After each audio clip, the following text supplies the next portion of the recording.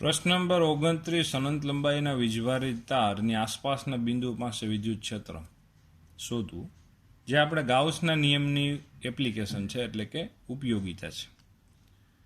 તો ગાઉસનો નિયમના 4 ઉપયોગો છે, જે એમ કે અનંત લંબાઈના તારની આસપાસના બિંદુઓ પાસે વિદ્યુત ક્ષેત્ર શોધવું, અનંત વિસ્તારના વીજભારિત પૃષ્ઠની આસપાસના બિંદુઓ પાસે વિદ્યુત ક્ષેત્ર શોધવું, પછી કવચ એટલે કે સેલની અંદર અને બહારના બિંદુ પાસે વિદ્યુત ક્ષેત્ર, અને વીજભારિત ગોળાની અંદર અને બહારના બિંદુઓ પાસે વિદ્યુત ક્ષેત્ર શોધવું. આ ગાઉસની એપ્લિકેશન છે, જે આપણા કોર્સમાં આટલી છે. તો અહીંયા અનંત લંબાઈનો જે વીજભારિત તાર છે તેમાં ધારો કે આ અનંત લંબાઈનો વીજભારિત તાર થયો. હવે આપણે વિચાર કર્યો કે ભાઈ અનંત લંબાઈનો વીજભારિત તાર છે, જેમાં લેમ્બડા જેટલી રેખીય ઘનતાથી, રેખીય ઘનતા એટલે કે એકમ લંબાઈ દીઠ રહેલો વીજભારનો જથ્થો, એટલે કે લેમ્બડા બરાબર આપણે આમે લખી શકાય કે ભાઈ કુલ વીજભારના જથ્થાને લંબાઈ વડે ભાગી નાખો એટલે એકમ લંબાઈ દીઠ વીજભારનો જથ્થો પણ મળી જશે, અને તેનો એકમ કુલમ પર મીટર મળે. અનંત લંબાઈનો તાર છે એટલે આમ ડોટેડ વડે દર્શાવી દઈએ. ધારો કે આ તારની આસપાસના કોઈ પી બિંદુ પાસે આપણે વિદ્યુત ક્ષેત્ર મેળવવું છે. તો પી બિંદુ પાસે આપણે વિદ્યુત ક્ષેત્ર મેળવવું હોય તો આપણે છે શું કરશું કે ભાઈ આ અહીંથી એક આપણે ખંડ વિચાર કરીએ સમાન. ધારો કે આ ખંડ આપણે વિચાર કર્યો P1, અને બીજો સામે એક બીજો ખંડ વિચાર કર્યો જે આપણા માટે P2 ખંડ છે. તો આ એક ખંડ જે P1 ને કારણે પી બિંદુ પાસે વિદ્યુત ક્ષેત્ર એટલે એક કુલમ ધન વીજભાર પર લાગતું બળ, અહીં કુલમ મૂકો તો આ ખંડ એને અપા કરશે. આ ખંડ વડે આ દિશામાં વિદ્યુત ક્ષેત્ર મળે. આ બેયનું પરિણામી જો વિદ્યુત ક્ષેત્ર વિચાર કરો તો આ દિશા મળે, બરાબર. તો અહીંયા છે આપણે માની લ્યો કે આ અહીંથી આ જે આર અંતરે છે, તારથી આ પી બિંદુ આર અંતરે છે, તો આર ત્રિજ્યાનું એક આપણે શું લઈ લઈએ કે અહીં વર્તુળ લઈ લઈએ, જે ડોટેટ વડે આપણે દર્શાવ્યું અહીંયા. તો આ ડોટેટ વડે જે આપણે દર્શાવ્યું છે એમાં આપણે ધારો કે માની લ્યો કે હું અત્યારે ઉદાહરણ પૂરતું કહી દઉં કે ભાઈ પી ડેશ અને આ પી ડબલ ડેશ ને આ બધા બિંદુઓ પાસે વિદ્યુત ક્ષેત્રના મૂલ્ય કેવા આવશે? સમાન પ્રાપ્ત થશે. એટલે કે જે આપણી સમિતિ કેવી હોય તો કહી શકાય. એટલે આ બધા બિંદુઓ પાસે વિદ્યુત ક્ષેત્રના મૂલ્યો આપણને કેવા મળશે? સમાન પ્રાપ્ત થશે. હવે આપણે શું કરવું છે કે ભાઈ અનંત લંબાઈના તારને કારણે જે ભાઈ આ અનંત લંબાઈનો તાર થયો, અનંત લંબાઈનો વીજભારિત તાર સમજો, અનંત લંબાઈનો ડોટેડ વડે દર્શાવી દીધો અનંત લંબાઈનો તાર, ત્યાંથી આર અંતરે વિદ્યુત ક્ષેત્ર શોધવું છે. તો સમિતિ એમ કહે છે કે અનંત લંબાઈનો તાર હોય તો અહીંથી આર જેટલા સમાન અંતરે દરેક બિંદુએ વિદ્યુત ક્ષેત્ર કેવું આવશે? સમાન. એટલે કે અહીંથી આ બધા બિંદુઓ આર અંતરે રહેલા બધા બિંદુઓ ભેગા કરો તો એ બધા બિંદુઓ પાસે વિદ્યુત ક્ષેત્રનું મૂલ્ય કેવું આવશે? સમાન આવશે. તો આ બધા બિંદુઓ છે એ આપણા માટે જો ભેગા કરીએ તો એક કશું બની જાય? આર ત્રિજ્યાનો એક નળાકાર બની જાય. આ નળાકારને આપણે ગાઉસિયન પૃષ્ઠ કહી દઈશું. શું કહી દઈશું? ગાઉસિયન પૃષ્ઠ કહી દઈશું. તો હવે આ ગાઉસિયન પૃષ્ઠ ઉપર આપણે ગાઉસનો નિયમ લાગુ પાડી દઈએ.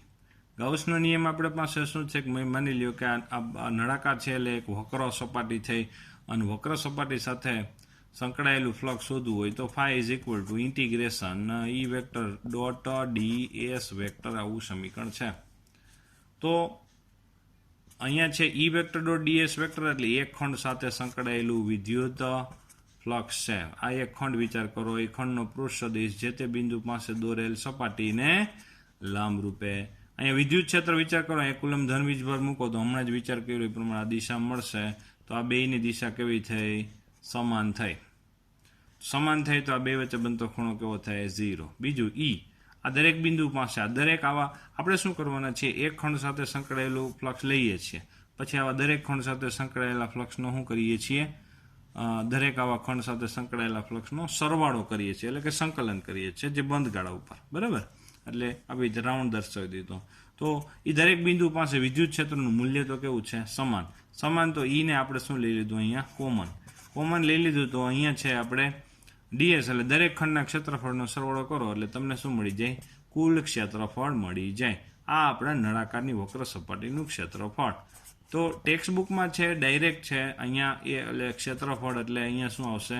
2πr L. આ એલ એટલે કે આટલા ભાગની જે આ ગાઉસિયન પૃષ્ઠ આપણે ધાર્યું છે એની લંબાઈ થઈ જાય. ડાયરેક્ટ આ સ્ટેપ આપેલો છે. આપણે આટલા વધારાના સ્ટેપ આપણે વિચાર કર્યો જેથી આપણે સમજાય કે E ઇન્ટુ 2πRL આવે કેવી રીતે. પછી આ ગાઉસિયન પૃષ્ઠ જે આપણે ધારેલું છે એના દ્વારા, કારણ કે ગાઉસના નિયમમાં છે શું, તમે વિચાર કરો તો phi is equal to summation q ના છેદમાં એપ્સાઇલોન 0. સમેશન ન લખો તો ચાલે. ક્યુ એટલે ઘેરેલો વીજભાર, ફાઈ એટલે ફ્લક્સ. ફ્લક્સ તો આપણે શોધી લીધું. ઘેરેલો વીજભાર શું થશે કે ભાઈ ધારો કે આટલો ભાગ ઘેરેલો છે, એટલા ભાગમાં એકમ લંબાઈ દીઠ કેટલો વીજભાર રહેલો છે તાર ઉપર, લેમડા જેટલો.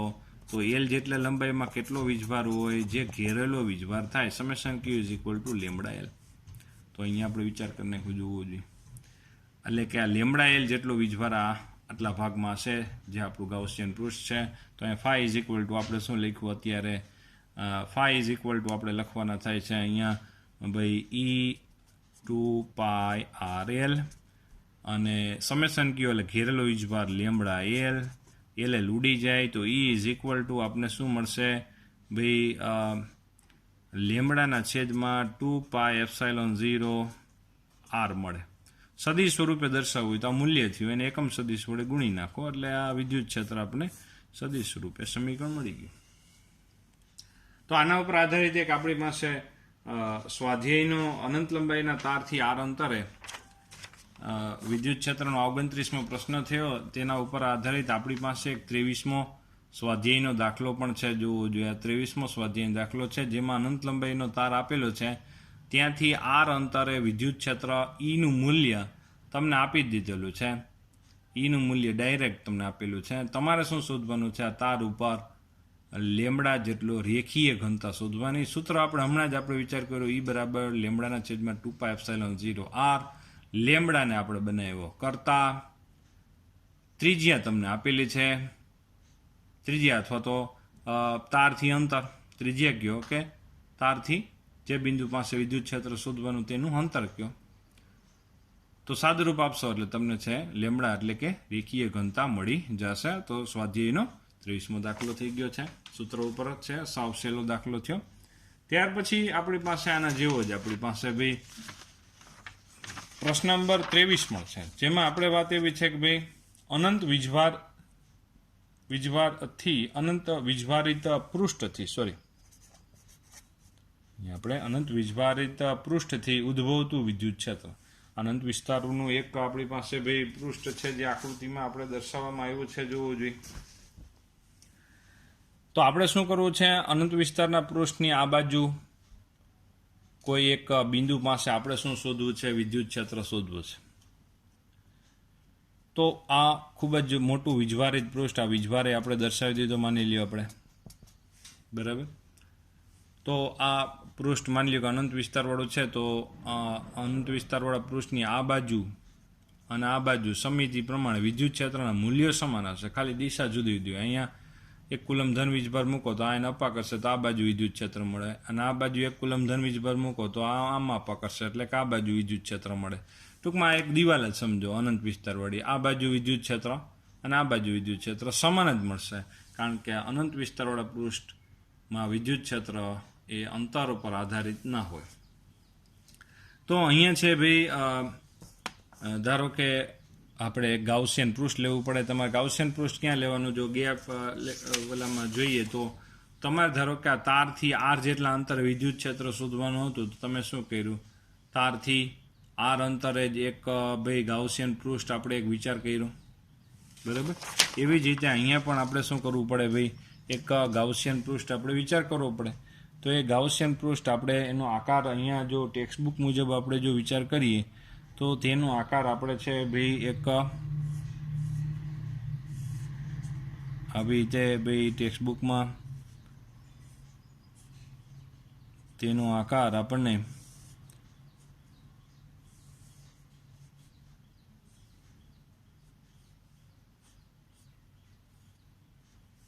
આવી રીતે જો આમ સળંગે સળંગ આમ પસાર થઈ રહ્યું છે એવું આપણે બતાવી દઈએ.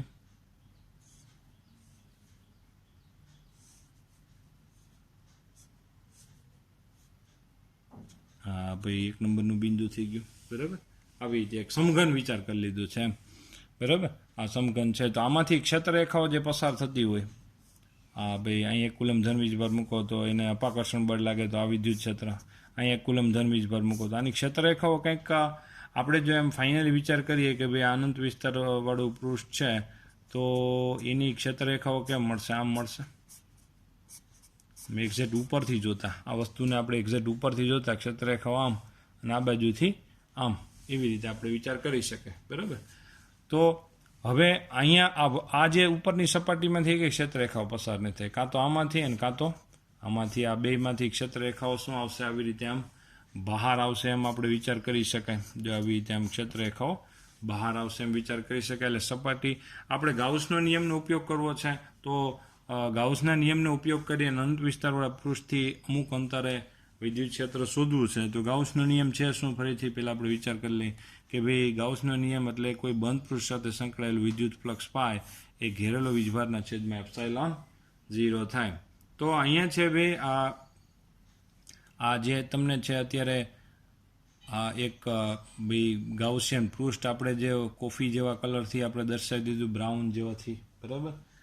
તો એ બ્રાઉન જેવા કલરથી જે આપણે ભાઈ ગાઉસિયન પૃષ્ઠ આપણે જેના ઉપર આપણે ગાઉસનો નિયમ લાગુ પાડીએ છીએ તો એની સાથે સંકળાયેલું ફ્લક્સ આપણે વિચાર કરવું છે અને ઘેરેલો વીજભાર લેવો છે, બરાબર. અનંત વિસ્તારનું વીજભારિત પૃષ્ઠ. તો અહીંયા સપાટી 1 અને સપાટી 2 માટે સપાટી 1 સાથે સંકળાયેલું ફ્લક્સ શું આવશે? સપાટી 1માંથી આ જે સપાટી છે એક ચોરસ ને સમતલ સપાટી, એને લંબ રૂપે ક્ષેત્રરેખાઓ બહાર નીકળે છે તો ફ્લક્સનું સમીકરણ આપણું ડાયરેક્ટ E × E. અહીંયા ભાઈ સપાટી 2 માટે પણ E જ આવશે, φ2 બરાબર E × E આવશે ડાયરેક્ટ. બીજો અહીંથી કોઈ ક્ષેત્રરેખાઓ આમ બહાર આવતી નથી એટલે સમગ્ર જે આપણો લંબઘન થયો તેની સાથે સંકળાયેલું કુલ ફ્લક્સ એટલે ગાઉસિયન પૃષ્ઠ સાથે સંકળાયેલું કુલ ફ્લક્સ 2EA. ઘેરેલો વીજભાર વિચાર કરીએ તો આ ખૂબ જ મોટો ભાઈ અત્યારે ભાઈ પૃષ્ઠ છે અને એમાં સિગ્મા જેટલી પૃષ્ઠ ઘનતાથી વીજભારનું વિતરણ કરેલું છે. પૃષ્ઠ ઘનતા એટલે કે ભાઈ આ પૃષ્ઠ ઉપર રહેલો કુલ વીજભારને ક્ષેત્રફળ વડે ભાગી નાખો એટલે આપણને શું મળશે? એની પૃષ્ઠ ઘનતા પ્રાપ્ત થશે. સિગ્મા જેટલી પૃષ્ઠ ઘનતાથી વીજભારનું વિતરણ કરેલું છે. તારમાં રેખીય વિતરણ, પૃષ્ઠમાં પૃષ્ઠ વિતરણ એવા શબ્દો વાપરીએ છીએ. પૃષ્ઠ ઘનતાનો એકમ કુલમ પર મીટર સ્ક્વેર લખી શકાય. તો અત્યારે જો આટલો ભાગ આપણે વિચાર કરીએ તો આટલો ભાગ છે એ ઘેરેલો વીજભાર ગણી શકાય. આટલો ભાગ ઘેરાઈ ગયો છે જોવું જોઈએ. જેનું ક્ષેત્રફળ કેટલું હશે એનું આડછેદનું ક્ષેત્રફળ હશે એટલું જ હશે, બરાબર. તો અત્યારે આપણે એમ લખી શકાય કે ભાઈ આમાં ક્ષેત્રફળ કે ભાઈ એકમ ક્ષેત્રફળમાં આ સપાટી ઉપર કેટલો વીજભાર રહેલો હશે તો કે સિગ્મા જેટલો, બરાબર. તો અહીંયા એ જેટલા ક્ષેત્રફળમાં કેટલો વીજભાર હશે તો સમેશન Q એટલે કે Q બરાબર સિગ્મા એ જેટલો વીજભાર હશે. તો આવી રીતે ઘેરેલો વીજભાર આપણે ભાઈ સિગ્મા એ આપણે પ્રાપ્ત થઈ ગયો છે. તો phi is equal two Q/ε0. phi બરાબર ભાઈ બંધ પૃષ્ઠ સાથે સંકળાયેલું કુલ ફ્લક્સ 2EA અને Q બરાબર સિગ્મા એ કેન્સલ થઈ જાય, E બરાબર σ/ε0 આને આપણે સદિશ સ્વરૂપે દર્શાવવું હોય તો ભાઈ E વેક્ટર બરાબર σ/2ε0 ઇન્ટુ n કેરેટ અથવા તો r p કેરેટ એવી રીતે લખી શકાય. તો અહીંયા છે ભાઈ વિદ્યુત ક્ષેત્ર એ માત્ર આર ઉપર આધારિત નથી, અંતર ઉપર આધારિત નથી, કારણ કે આ ખૂબ જ મોટા વિસ્તારવાળું પૃષ્ઠ છે જેથી પૃષ્ઠથી જેમ દૂર જશું એમ વિદ્યુત ક્ષેત્રનું મૂલ્યમાં કોઈ ચેન્જ થશે નહીં એટલે અહીંયા સમાન વિદ્યુત ક્ષેત્ર જ પ્રાપ્ત થશે. ફરીથી ગાઉસના નિયમના ઉપયોગથી આપણે જો કાંઈ કામ કરતા હોય તો ગાઉસનો નિયમ phi is equal two Q/ε0 આપણે શોધવાનું હોય છે કુલ ફ્લક્સ અને ઘેરેલો વીજભાર. તો જે ગાઉસિયન પૃષ્ઠ તમારે જે બિંદુ પાસે વિદ્યુત ક્ષેત્ર શોધવાનું હોય ત્યાંથી પસાર થતું એક ગાઉસિયન પૃષ્ઠ વિચાર કરીએ છીએ. એ પૃષ્ઠ સાથે સંકળાયેલો ફ્લક્સ લઈએ છીએ અને એને આ ગાઉસિયન પૃષ્ઠ ઘેરેલો વીજભાર લઈએ છીએ.